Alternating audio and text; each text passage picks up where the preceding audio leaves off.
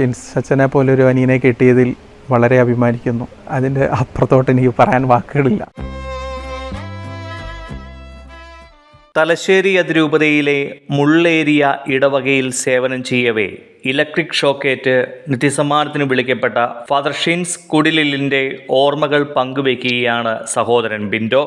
തലശ്ശേരി അതിരൂപതയിൽ സ്തുത്യർഹമാവിധം ശുശ്രൂഷകൾ ചെയ്ത് ഒടുവിൽ നിത്യസമ്മാനത്തിന് വിളിക്കപ്പെട്ട 82 വൈദികരെ അനുസ്മരിക്കുന്ന ചടങ്ങിനെത്തിയതായിരുന്നു ബിൻഡോയും കുടുംബവും.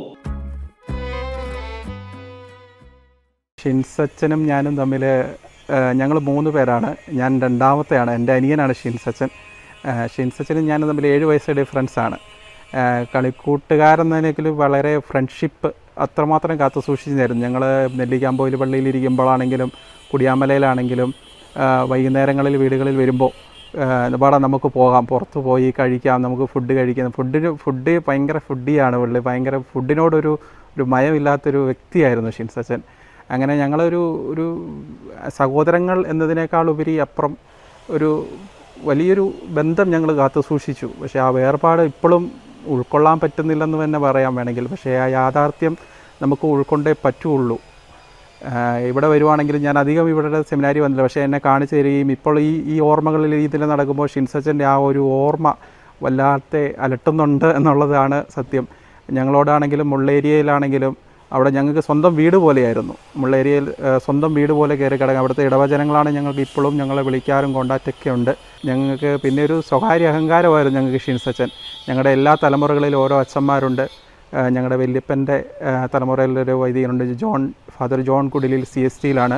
ഞങ്ങളുടെ രണ്ടാമത്തെ തലമുറയിൽ എൻ്റെ പപ്പയുടെ തലമുറയിലൊരു അച്ഛനുണ്ട്, ജോർജ് കുടിലിൽ ചീഫ് എഡിറ്ററാണ്, ദീപികയുടെ തലശ്ശേരി രൂപതാംഗമാണ്.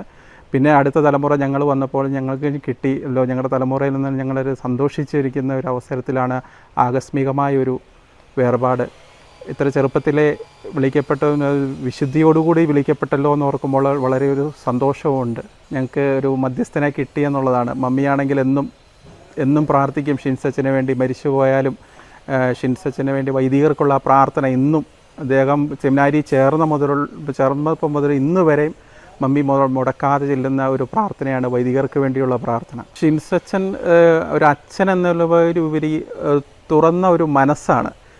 ഒരു വീട്ടിൽ കയറിയാൽ ആദ്യം ചെന്ന് കയറുന്നത് വീടിൻ്റെ ഉള്ളിലേക്ക് കയറി എൻട്രൻസ് കയറി നേരെ അടുക്കളയിൽ ചെന്നിട്ട് പാത്രം തുറക്കുകയാണ്. അത്രമാത്രം ഫ്രീഡമായിരുന്നു ഓരോ വീട്ടുകാർക്കും ഷിൻസ് അച്ഛൻ എന്ന് പറയുന്നത്.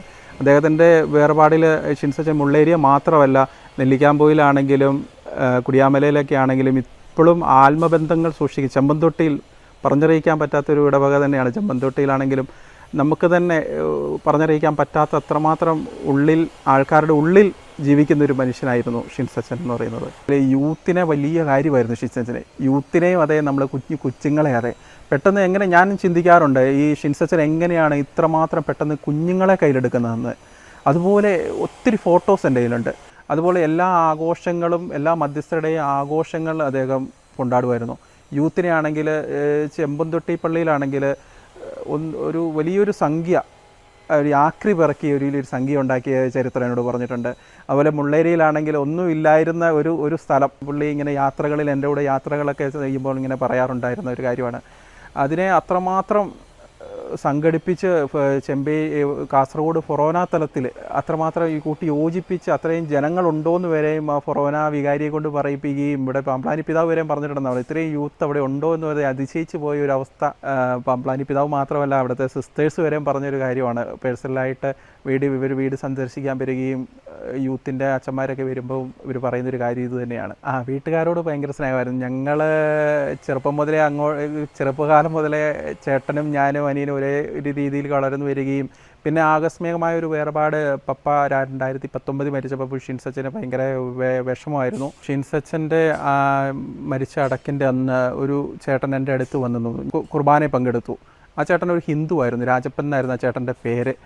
നെല്ലിക്കാമ്പൊയിൽ അംഗമാണ്. പുള്ളി എനിക്ക് അറിയത്തില്ലായിരുന്നു. അതിനുശേഷം കുറേ കഴിഞ്ഞ് ഒരു ഷിൻസ് അച്ഛൻ്റെ 5 കഴിഞ്ഞിട്ടാണ് ഇങ്ങനെ ഒരു അവിചാരിതമായ ഒരു ദിവസം വീട്ടിൽ വരികയും ആ ചേട്ടൻ ഷിൻസ് അച്ഛൻ്റെ കാര്യങ്ങൾ പുറത്ത് ഒരു 70 വയസ്സിന് മേലെയുണ്ടായി അദ്ദേഹത്തിന്.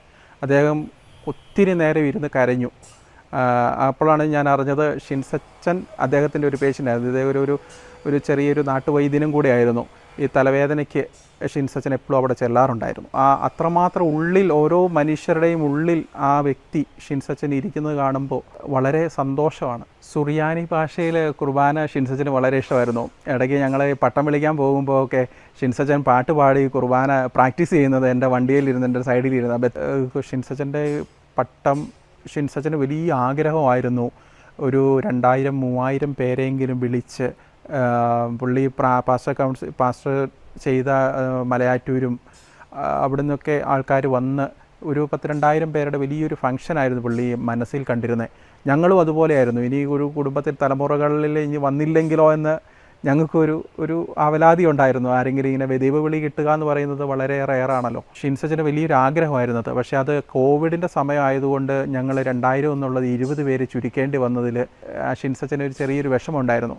അപ്പോൾ ഈ മരണത്തിന് കുറച്ച് നാൾ മുമ്പ് ഷിൻസച്ചൻ കുറച്ച് പേരോട്, ഞങ്ങളുടെ ബന്ധുക്കളിൽ കുറച്ച് പേരോട് ഒരു ആത്മബന്ധം പുലർത്തിയിരുന്നവർ എന്നോട് പറഞ്ഞിരുന്നത് ഷിൻസച്ചൻ്റെ ഒരാഗ്രഹം 2000 പേരോളം ഉള്ളൊരു വലിയ പട്ടമായിരുന്നെങ്കിൽ എനിക്കത് നിങ്ങളെയൊന്നും വിളിക്കാൻ എനിക്ക് പറ്റിയില്ല. പക്ഷേ എൻ്റെ മരണം അതിൽ കൂടുതൽ ആളെ ഞാൻ വരുത്തുമെന്ന് വരെയും ഷിൻസച്ചൻ പറഞ്ഞതായിട്ട് ആ ആത്മബന്ധവുമായി പുലർത്തിയിരുന്ന വ്യക്തികൾ എന്നോട് പറഞ്ഞിട്ടുണ്ട്. എനിക്കൊരു തോന്നലുണ്ട് പുള്ളി അത് ഒരുങ്ങിയിട്ടുണ്ടോ എന്ന് വരെ. ആർക്കും ഉപദ്രവങ്ങളൊന്നും ഉണ്ടാക്കാറില്ല, എപ്പോഴും ചിരിച്ചുകൊണ്ട് നിൽക്കുന്നത്. അത് വീട്ടിലാണെങ്കിലും അതെ, പുള്ളി അങ്ങനെ ദേഷ്യപ്പെട്ട് ഞാൻ കണ്ടിട്ടില്ല. ഞങ്ങളാണെങ്കിലും കുറേ ദേഷ്യപ്പെടും, വഴക്ക് പറയും, അങ്ങനെ ചെയ്യണം ഇങ്ങനെ ചെയ്യണം എന്നൊക്കെ പറയുമ്പോഴും പുള്ളി ഷിൻസച്ചൻ എപ്പോഴും ആ ചിരിയോട് മുഖം, ആ ഫോട്ടോയിൽ കാണുന്നത് തന്നെയാണ് പുള്ളി. ശരിക്കും ഉള്ളിലൊന്നുമില്ല, എല്ലാം ശുദ്ധമായിരുന്നു. സാഹചര്യങ്ങൾ കൊണ്ട് എന്നും പോകാൻ പറ്റിയില്ലെങ്കിലും ഞങ്ങൾ മാസത്തിൽ 1-2 തവണയെങ്കിലും അവിടെ പോയി സന്ദർശിക്കുകയും പ്രാർത്ഥിക്കുകയും ചെയ്യും. പക്ഷേ ഞങ്ങളുടെ വീടുകളിൽ എന്നും ഷിൻസച്ചനെ ഓർക്കാത്തൊരു ദിവസം തന്നെ ഇല്ല. അദ്ദേഹത്തിൻ്റെ ബൈക്ക് ഞാനാണ് ഉപയോഗിക്കുന്നത്, അദ്ദേഹത്തിൻ്റെ ലാപ്ടോപ്പ്, അദ്ദേഹത്തിൻ്റെ ഡ്രസ്സുകൾ ഇപ്പുണ്ട്. അതൊക്കെ ഓർമ്മകളിൽ വരുമ്പോൾ നമുക്ക് ഭയങ്കര ഒരു വിഷമമുണ്ട്. പുള്ളി ഇന്നുണ്ടായിരുന്നെങ്കിൽ ഞങ്ങൾക്കൊരു അഭിമാനമായിരുന്നു. ഇപ്പോഴും വീടുകളിൽ ഞങ്ങളെ കോണ്ടാക്ട് ചെയ്യുന്ന മലയാറ്റൂർ അദ്ദേഹം ഡീക്കൻ ആയിരുന്നപ്പോൾ പാസ്റ്റർ ചെയ്ത പള്ളികളിലെ മലയാറ്റൂർ പള്ളിയിലെ ഓരോ വ്യക്തികളും ഇന്നും ഞങ്ങളെ കോണ്ടാക്ട് ചെയ്യാറുണ്ട്. ഷിൻസച്ചൻ ആരൊക്കെ കാത്തു സൂക്ഷിച്ചോ ഞങ്ങളോട് കോണ്ടാക്ട് ചെയ്യുന്നുണ്ടോ അവർ ഇന്നും ഞങ്ങൾ ആ ബന്ധം അവരോടും കാത്തു സൂക്ഷിക്കുന്നു. ഷിൻസച്ചൻ വളരെ ഉദാരമതിയായിരുന്നു. കാരണം അദ്ദേഹത്തിന് അറിയാം ആർക്ക് എവിടെയാണ് കൊടുക്കേണ്ടതെന്ന് ശരിക്കും ഞാൻ മനസ്സിലാക്കിയിട്ടുണ്ട് കൊടുക്കേണ്ടത്. അവിടെ ഒരു വീട്ടിൽ ഒരു തളർന്നു പോയൊരു പ്ലാവയിൽ നിന്ന് വീണ് പോയ ഒരു ചേട്ടനുണ്ട്. അദ്ദേഹത്തിൻ്റെ അരഭാഗം താഴ്ന്നു കിടന്നു, മക്കളില്ല, ചേച്ചി മാത്രമേ ഉള്ളൂ. അദ്ദേഹത്തിന് ഹോസ്പിറ്റലിൽ പോകണമെങ്കിൽ ആരും കൊണ്ടുപോകാനൊന്നുമില്ല, വഴിയില്ല ഇവരുടെ വീട്ടിലേക്ക്. അപ്പോൾ ഷിൻസച്ചൻ അവിടെ ചെന്നതിന് ശേഷമാണ് ഇവർക്കൊരു അയൽവക്കത്തുള്ളൊരു ചേട്ടനോട് വഴി ചോദിക്കുകയും വണ്ടി പോകാൻ വേണ്ടി മാത്രം, ഈ ചേട്ടനെ ഹോസ്പിറ്റലിൽ കൊണ്ടുപോകാൻ വേണ്ടി മാത്രം ആ വഴി വിട്ടുകൊടുക്കുകയും ഷിൻസച്ചനായിരുന്നു സ്ട്രക്ചറെ കൊണ്ടുപോകാനൊക്കെ പോകുന്നത്. ആഴ്ചയിൽ ഒരു ദിവസം ചേട്ടനെ ഹോസ്പിറ്റലിൽ കൊണ്ടുപോകാൻ പോകുന്നത് ചേട്ടനെ. അതുപോലെ വേറൊരു കുടുംബത്തിലെ 2 പിള്ളേരെ പഠിപ്പിക്കാൻ ഇനീഷ്യേറ്റീവ് എടുക്കുക, നഴ്സിംഗ് വീട്. ഇതേപോലെ വളരെ ദാരിദ്ര്യമുള്ളൊരു വീടാണ്, പാവപ്പെട്ട ഒരു വീടാണ്. പക്ഷെ മരണശേഷമാണ് ഞാൻ അറിഞ്ഞത് അദ്ദേഹം വൈകുന്നേരങ്ങളിൽ മുള്ളേരിയ ടൗണിൽ പോവുകയും അവിടുത്തെ ഹോട്ടലുകളിലും കടകളിലൊക്കെ കയറി അന്യമതസ്ഥരോടും എല്ലാ നാനാവിഭാഗങ്ങളോട് സംസാരിക്കുകയും അവർക്ക് വളരെ ഒരു പ്രീതികരമായ രീതിയിലാണ് അദ്ദേഹം അവിടെ ചെലവഴിച്ചതെന്നാണ്. ഒരു മതസൗഹാർദ്ദം പുലർത്തുന്നതിൽ ഷിൻസച്ചൻ വളരെ പങ്ക് വഹിച്ചിട്ടുണ്ട്.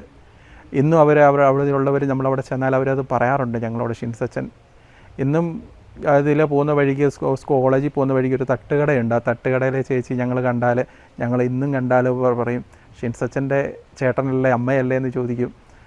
ഞങ്ങൾ എൻ്റെ മോനെ പോലെ ആയിരുന്നു എന്ന് പറയുന്ന അത്രയും വലിയ ഒരു സന്തോഷം ഷിൻസച്ചൻ ഞങ്ങൾക്ക് തന്നിട്ടാണ് പോയത്. അത്രമാത്രം ഓരോ മനുഷ്യരുടെ ഉള്ളിൽ ഇരിപ്പിടം സൃഷ്ടിച്ചിട്ടാണ് ഷിൻസച്ചൻ പോയത്. ഷിൻസച്ചനെ പോലെ ഒരു അനിയനെ കിട്ടിയതിൽ വളരെ അഭിമാനിക്കുന്നു.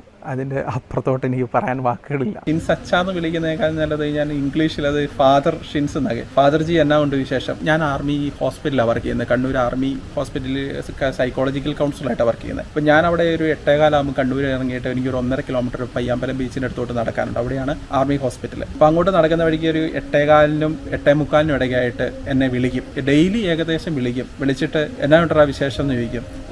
ആ മുള്ളേരിയയിലുള്ള ഓരോ കാര്യങ്ങൾ എന്നോട് പറയും, അഭിപ്രായങ്ങൾ ചോദിക്കാറുണ്ട്. അപ്പോൾ ഞാൻ ആദ്യം വിളിക്കുന്നത് ഫാദർജി, ആ ഫാദർജി എവിടെയാണ് ഉള്ളത് എന്നാണ് ചോദിക്കുന്നത്. ഞങ്ങൾക്കൊരു വിഷമമായിരുന്നു ഇവിടുന്ന് ഇറങ്ങിപ്പോയപ്പോൾ ഷിൻസച്ചൻ ഞങ്ങൾ രൂപതയുമായിട്ടുള്ള ഒരു ബന്ധമില്ലാതായോ എന്നുള്ളൊരു തോന്നൽ ഞങ്ങളുടെ കുടുംബത്തിൽ മൊത്തത്തിലുണ്ടായി. ആ ഒരു ബന്ധം ഇന്നും നിലനിൽക്കുന്നു, ഞങ്ങളെ കൂട്ടി നിർത്തുന്നു എന്നതൊരു വലിയൊരു ഉദാഹരണമാണ് ഇന്ന് ഈ നവംബർ 15 മരിച്ചവരുടെ മാസത്തിൽ ഞങ്ങളെ ഈ നമ്മുടെ രൂപതയിൽ നിന്നും മരിച്ചുപോയ വൈദികരെ എല്ലാവരെയും കുടുംബത്തെ ഒത്തുചേർത്ത് ഒരു ഫംഗ്ഷൻ സംഘടിപ്പിച്ചത്, ഒരു പ്രാർത്ഥനയും ഒരു കുർബാനയൊക്കെ സംഘടിപ്പിച്ചത് വളരെ നന്ദിയോടുകൂടെ പിതാവിനും തലശ്ശേരി അതിരൂപതയ്ക്കും തിരികേറെ നന്ദി പറയുന്നു.